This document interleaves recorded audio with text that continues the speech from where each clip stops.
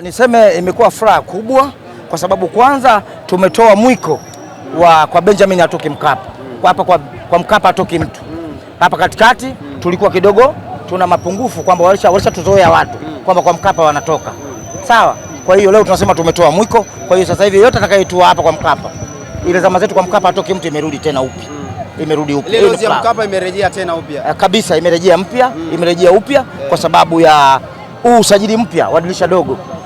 Sasa tunaona usajili wa dirisha dogo yani unakuja kulipa. Tunaiona kabisa timu inaanza kuchangamka. Nafikiri baada ya miezi mitatu hawa watu wakiwa pamoja itakuwa shughuli nyingine. Tuangazie performance ya Eura leo, mchezo wa pili anaingia kambani. Mzee Marinyi, kuna baadhi ya watu wengi sana walisema, hususan wachambuzi wa soka, Simba Sport Club ni kana kwamba pale mmepigwa mchezaji ambaye amesajiliwa hajacheza kwa muda mrefu anaajibu ndani ya uwanja. Haya majibu anapelekewa Hans Raphael, sio wachambuzi. Majibu? Sema Hans Raphael ndio aliyosema unafiki kwamba huyu mchezaji utakuwa amepigwa kwa sababu miezi mitatu hajacheza. Majibu haya yanapelekewa Hans Raphael. Sawa? Ndio majibu yake. Ndio anapelekewa majibu haya. Umeshaelewa? Na majibu haya yanamuonyesha kabisa kama huyu Aura tungekuwa tumemleta dirisha kubwa. Sisi nafikiri tulikuwa tayari leo tunaongea tayari tunaingia robo. Angeingia dirisha kubwa. Nasema angeingia dirisha kubwa. Sasa hivi tulikuwa tayari leo tunakwenda robo. Sema tu tunasema mwaka huu umekuwa mwaka wa bahati mbaya kwetu, lakini tuko sawa sawa na huyu waliokuwa wanamsifia. Ana uwekezaji. Mara nyingi wachambuzi. Mimi naona sasa hivi wana wiki. Sijasikia kelele hizo. Kwa sababu walikuwa wakiimba sana kwenye radio, kwenye magazeti kwamba Young Africans ina uwekezaji. Engineer Harris amewekeza Young Africa. Yanga ina muunganiko, Yanga bora. Lakini nashangaa mpaka leo sisi waliokuwa tunatumia wabovu tumefungua 2 nje, tumetoka sare. Na huyu ambaye mwenye muunganiko na mwenye uwekezaji kesha fungua 2 nje na tayari katoa sare moja. Na huenda kesho na inakwenda kabisa na yeye robo haendi. Wote tunabaki nyumbani. Nasema hivi, kesho tusubiri kesho. Huyo mwenye muunganiko anabakia kuwa na pointi 5 kama sisi ambao sisi tunasema tunye timu mbovu.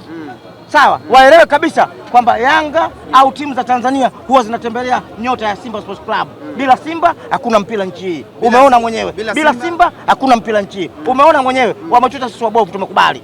Kwamba mwaka huu tulikuwa timu mbovu na matatizo yetu madogo madogo yametusababishia kutokwenda. Waende sasa, mbona waende? Si bado ana mchezo mmoja. Nasema hivi, mchezo mmoja uko wapi?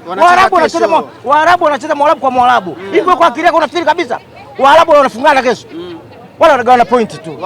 Wale kesho wanagawana pointi. Yanga endi. Yanga endi. Yaani hizo ni ndoto. Yaani mpaka sasa hivi Yanga amebaki kuwa na pointi 5. Sawa? Kama mimi. Hata akishinda kesho atapata pointi ngapi? Haendi. Hata akishinda kesho haendi. Yaani furaha yako Young Africans kutokwenda robo final. Ndio maana kama nasema hivi, furaha yangu kubwa kwamba inadhihirisha Tanzania bila Simba hakuna mpira. Hakuna mwingine. Bila Simba. Tanzania bila Simba hakuna mpira. Mnyongeni. Hao watu wakita Singida, wakina Azam. Tunawaonya wasemaji wa hizi timu ndogo ndogo. Wasemaji wao wanapanda ndege kwa ajili ya Simba. Sawa? Kama ningelikuwa mimi huko nyuma, siko hivyo, singepanda ndege. Simba kwa timu kama ilivyokuwa Yanga Afrika, Simba singekuwa kwenda robo. Leo Yanga wanasema ana uwekezaji, ana timu bora, ana muunganiko, anashinda kwenda robo. Shida nini?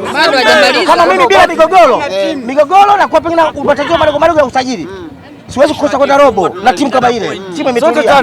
Maana watu wanataka nyota yangu.